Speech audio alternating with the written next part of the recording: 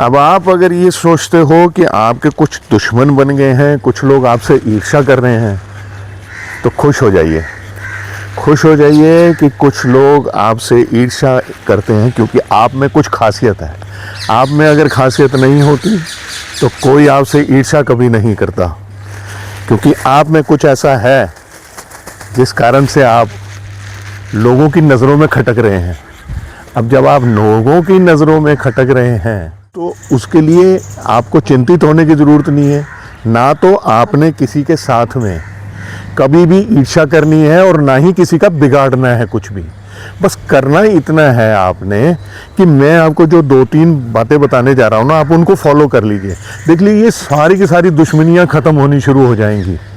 पहली बात तो यह है कि आपने कभी भी किसी का कुछ नहीं बिगाड़ना और अपने मन की बात किसी से करनी नहीं है। दूसरी चीज़ आपको ये करनी चाहिए कि रोज़ शाम को, रोज़ ना कर सकें तो मंगलवार और शनिवार शाम को सिर्फ 7 दाने लीजिए आप लौंग के।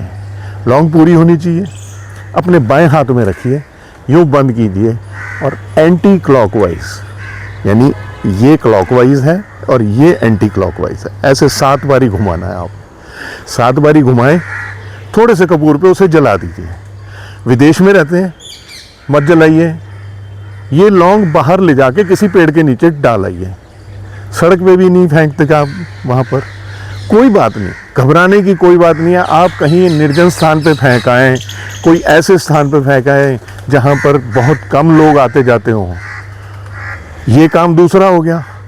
तीसरा काम आपने ये करना है कि जब आप सुबह उठें अपने बेड पर बैठ जाएं और बेड पर बैठकर आप अपने इष्ट का ध्यान करें और उनसे इस बात का थैंक्स करें कि अब आपने मेरे से, जो लोग ईर्ष्या करते थे, मेरे से दुश्मनी करते थे या जो बैक बाइटिंग करते थे या ऑफिस में मेरे अगेंस्ट जो सैबोटेज करते हैं, आपने अब उनके दिमाग में पॉजिटिविटी देनी शुरू कर दी है और वो अब मुझसे दुश्मनी नहीं निभा रहे।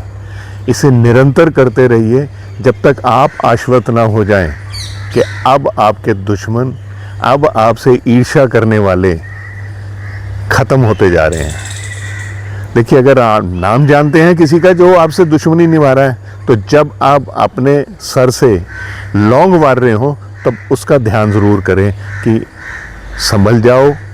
आपसे आने वाली सारी नेगेटिविटी, आपसे आने वाली सभी नकारात्मक ऊर्जाएं अब ख़त्म हो रही हैं। बस मैं आशा करता हूँ कि आज ये आउटडोर की जो मैंने शूटिंग करने का प्रयास किया है आपको पसंद आया होगा। जो मेरे आइडियाज़ हैं वो आपको अच्छे लगते हैं। यदि आप मुझसे कोई कंसल्टेशन लेना चाहते हैं, देखिए उसका एक छोटा मोटा मैं प्राशर्मिक ज़रूर लेता हूँ, तो आप मुझे इसी जो नंबर मैंने नीचे दिया हुआ है, आप इस पर मुझे कांटेक्ट कर सकते हैं। और अब मुझे आज्ञा दीजिए। नमस्कार।